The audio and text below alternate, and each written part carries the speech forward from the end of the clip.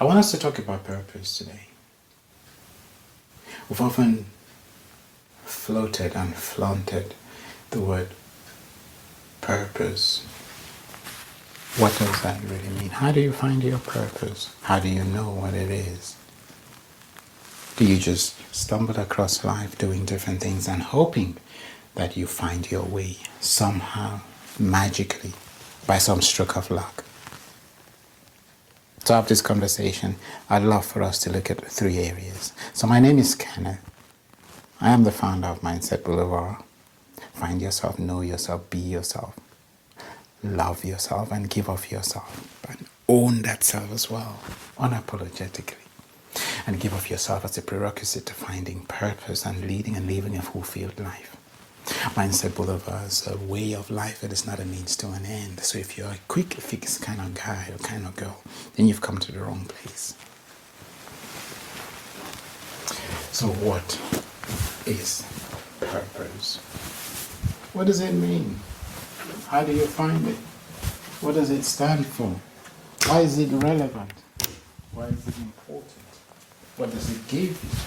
What does it take from you? What does it demand of you?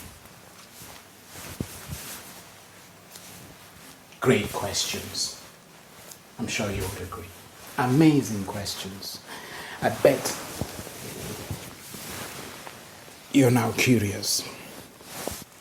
So let's start here. There are 3 spheres of life, as Anthony Robbins will tell you. By the way, I completed a coaching training with Anthony Robbins Madanes. It was an amazing course. So it literally taught me everything that I already knew by giving it structure. It gave me a roadmap.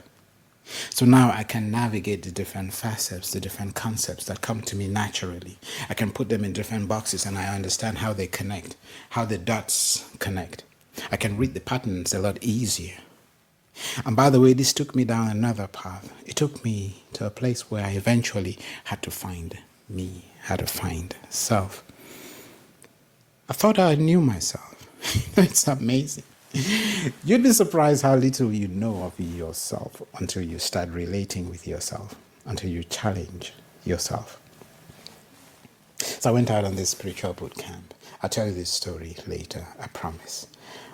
But for today, I'll just give you a quick synopsis. So I went out on this spiritual boot camp and I had 3 objectives. The first was I needed a reset, actually. Yeah. And I needed to find my identity in Christ. So I needed to know what my purpose was. And I also wanted to be sure that Mindset Boulevard, which I founded in 2020, and I was working with people, empowering them within the corporate space and outside of the corporate space. See, that's the thing that gave me inspiration. You know how frustrating it can be operating in a corporate space sometimes. It has got its ups, it's got its downs, it's got its amazing moments, and it's got its peaks, it's got its troughs. And obviously the biggest frustration is that even when you see things that need change, you can't bring the pressure of change to bear on some of these things, because obviously you can't change as a silo. You need to change as an ecosystem. This is something that I've always understood from the get-go. It may be because of my background in bioinformatics, where you're dealing with the ecosystems, or in biochemistry. Again, you're dealing with the organism as a whole. If you fix something here or you upgrade a component here, unless you can upgrade every other component that interacts with it and every other component that interacts with that one as well, you end up creating a problem, a bigger problem than you had. And ultimately, you would have sunk in a lot of energy, a lot of resources into that particular thing that you upgraded, that you modified, only to realize it had bottlenecks all around it. In biochemistry, there's something called the rate limiting step. So you can only run as fast as the weakest link. You're only as strong as your weakest link. And it's a simple truth of life. It doesn't matter where you're operating.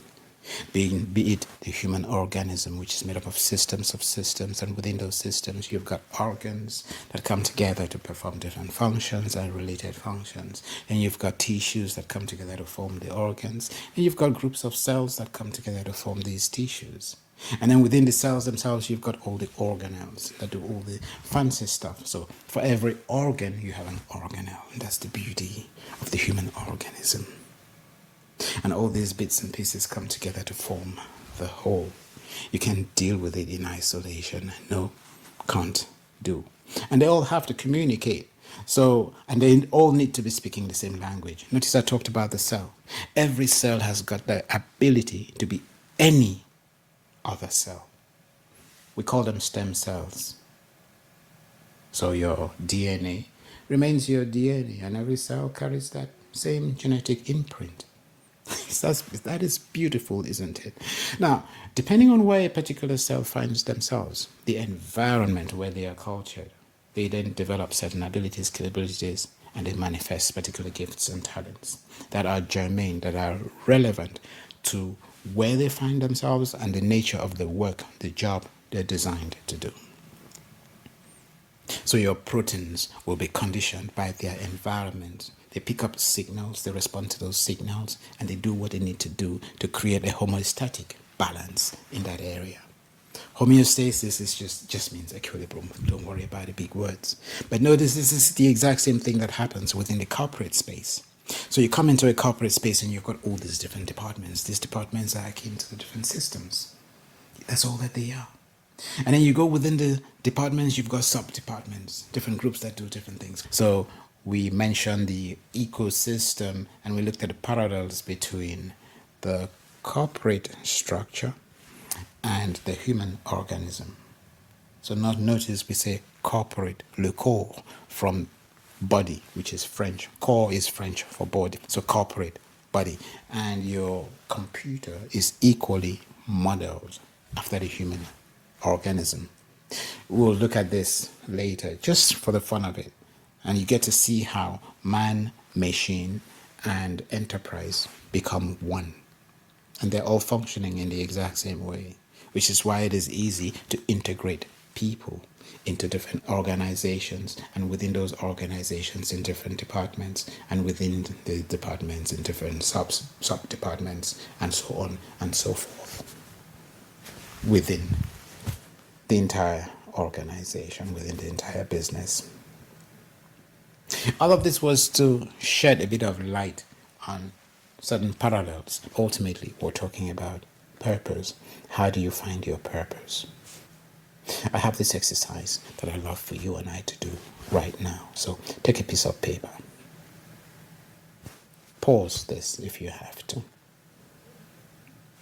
Now take a piece of paper, and I'd like you to have 6 to 7 columns. An A4 sheet will do. 6 to 7 columns.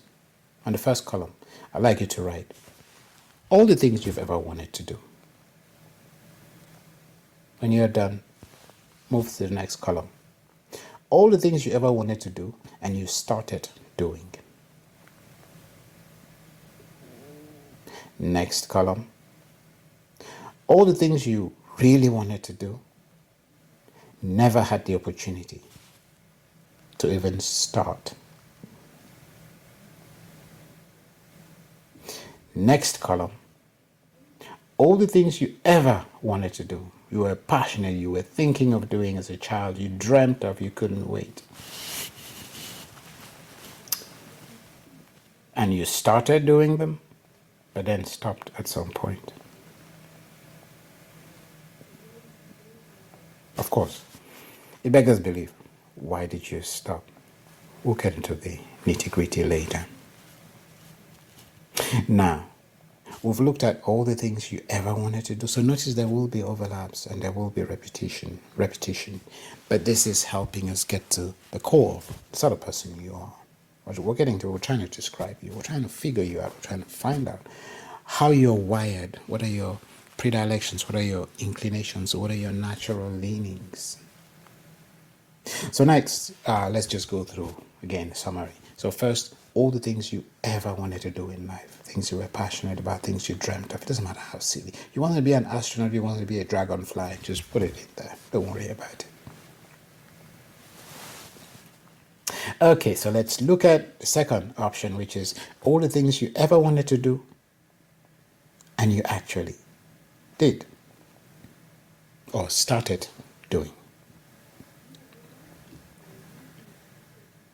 Next, all the things you wanted to do, never got the opportunity to start.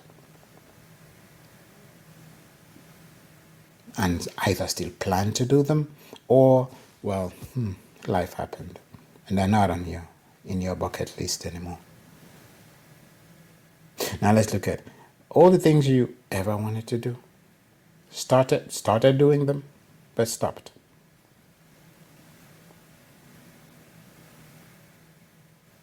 Okay, let's look at all the things you wanted to do. The things you don't want to do, but have to do. You don't have a choice. It just must be done. They drive you crazy. They get you scaling walls, pouncing, trouncing, doing backflips. But you have to do them. Sorry. Okay. Finally, let's look at all the things you don't have to do. In fact, it'd be great if you did not do them. But those are the things you spend most of your time doing. Yes, you heard me. All the things you don't have to do. In fact, I'd pay you to not do them, but that's where you spend most of your time. Write them down. I think that about covers it. Now, if you go through all those things, it'll give you a certain profile. We want to break you down into a number of categories. So notice that in life,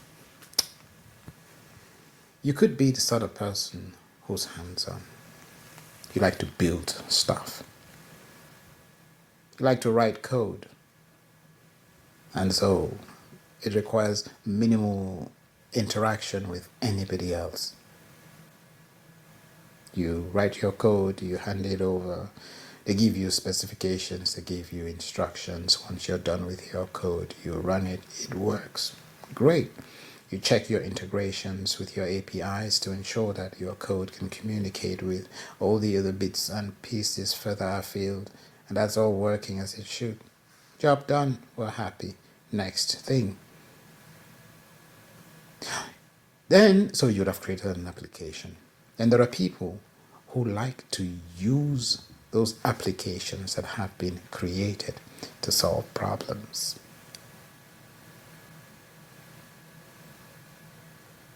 So, you have the builders, they are hands-on. Then you have those who want to use these applications to solve problems, and that's what they love. So they want to solve problems on that higher level. Not at the level where you're defining the tool that solves the problem, rather at the level where you're using the tool to solve the problem it has been designed to solve. Then there are people who love processes and procedures. They want to build a structure around how things get done, why they get done, and the modus operandi, workflows and all, that ecosystem. The administrators, whole admin staff.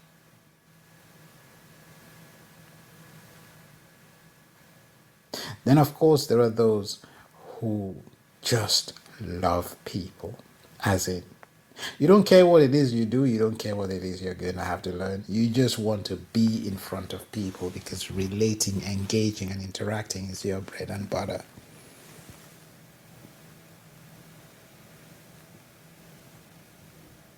So far, where are you? Ask yourself. And when you do, hold that thought. Let's go someplace else.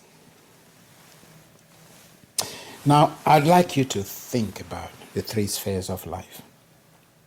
Like I said, I started talking about the three spheres of life, and then I went off on a slight tangent, talked about Anthony Robbins, somebody I happen to respect a whole lot, with whom I'm certified, by the way. Robbins Madanes, that was an amazing experience. So he talks about the personal space. Now, your personal space, the personal sphere would be all those things. It comprises all those things that you do for yourself. It's just all about you. They benefit you, they empower you, they revitalize you, they resuscitate you, they enable you to be the best that you can be with the resources that you are. You're not learning anything per se. It's what you do when you're recovering, when you're building yourself up. That's your personal space. So examples would be your hobbies. Mountain climbing, bungee jumping, skydiving, rock climbing, dancing, going to the woods, and all of that.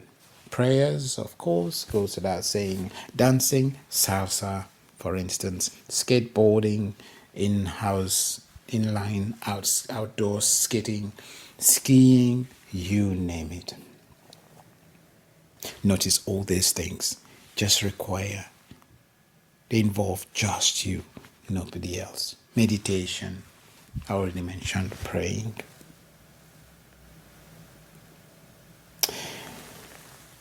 And then there's the relationship space. How you relate with your spouse, how you relate with your siblings, how you relate with your kids, how you relate with your neighbor, your friends, acquaintances. Those are all terms we will come to explain and to describe, because it's easy to confuse and to mix one for the other, one with the other. Recipe for disaster. We're going to have to be very careful with those, but we'll break them down into their component parts. So we've covered relationships. Your colleagues will, of course, fall into any of these. So there are 4 core kinds of relationships. There are friends, there are acquaintances, there's family, and there are relatives. Yes, I said it. What do I mean by that? Let's break those down. You know LinkedIn? LinkedIn is no different from, well, of course, it's an interest-based enterprise, and it is fast moving into the social enterprise. So once upon a time, we used to have friendships. Today, those friendships have been replaced by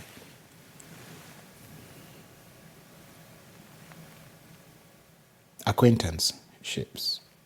So interest-based relationships, which is what LinkedIn, unbeknownst to it, promotes, protects, and projects. So you connect with people based on how they can help you move on, not based on who they are and the relationships you're looking to build and the interactions you can have with them, not even what you can learn from them, but how and to what extent they can move you from point A to point B.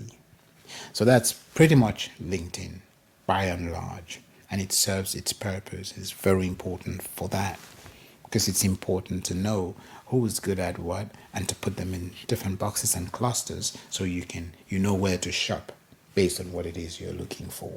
Of course, the sad thing is it gets used and abused, and it infiltrates friendships.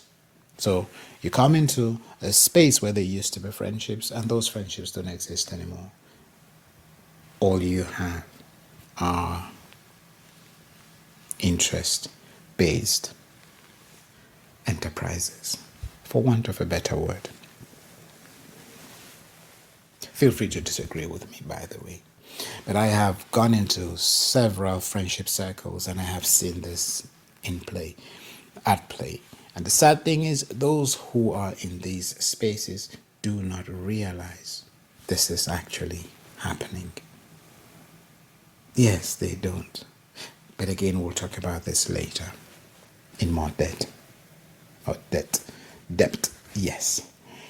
And finally, of course, is the purpose space. People talk about career. I call it the purpose space. Because of course, when you understand your leanings, your gifts, your abilities, your capabilities, and your talents, then you're called upon to use those to serve others, not to serve yourself. Your hobbies will tell you the sort of person you are. Are you more into outdoor games? Are you more into contact sports? Are you more into relational type sports where you need to engage and interact with people? Are you more into mental type sports? Which require a lot of reason, logic, chess, for instance? Your hobbies will naturally give you a taste of who you are and tell you in no uncertain terms in what area you should be gravitating. The mistake most people make, of course, is they tell themselves, oh no, this is my hobby. This is what I do in my spare time. I don't want to do this for work. I don't want to use it to earn money because I will ruin it. I will destroy it. Well, it is true that money, when you start doing something that you love for money, it can get contaminated. Because money will bring out your greed, and money brings out greed and avarice. Greed and avarice are like a virus. Once they infect passion, it loses its candor, it loses its flavor, it loses its fabric, it loses its structure, and it compromises everything in its path. So yes, I hear you. That is why discipline is required. A lot of discipline. If you're going to mix hobby or use your hobby for the intent and purpose, your hobbies really just articulate, they express your gifts and your talents, your abilities and your capabilities. Some of your hobbies will build your endurance. That's your personal space again. And that endurance you can use across the board. It could help you if you were learning something, for instance, that you had to learn but did not necessarily want to learn but needed to know because it was important for your job. So everything that you do in life is telling you something about yourself, and it is important that you find a teacher, get to meet, greet the lesson, embrace it, assimilate it, come up higher, be enlightened by it, so you can move on to self-actualize. And that is the beauty of it all. So that's that for the career space, which is really your purpose space. And everything we've discussed so far will help you move from a place of not knowing who you are to a place of understanding, embracing, and loving you for who you are. And once you've understood that, you stop trying to be other people's renditions of who you ought to be in order for them to love, accept, and validate you. Bear in mind that most of the people you look up to for your identity have no clue who they are. So you end up trying to adapt to something that does not exist, something that can't define itself. And the only reason that usually happens, and typically happens, is when the person you're looking up to is looking out for one thing: the ability to control you. That is loaded, I know, but we will break that down as well. And if you want to know more, hey, join the community, and we'll pick up these conversations from there. And you can ask questions. You will get bespoke answers. That's a promise.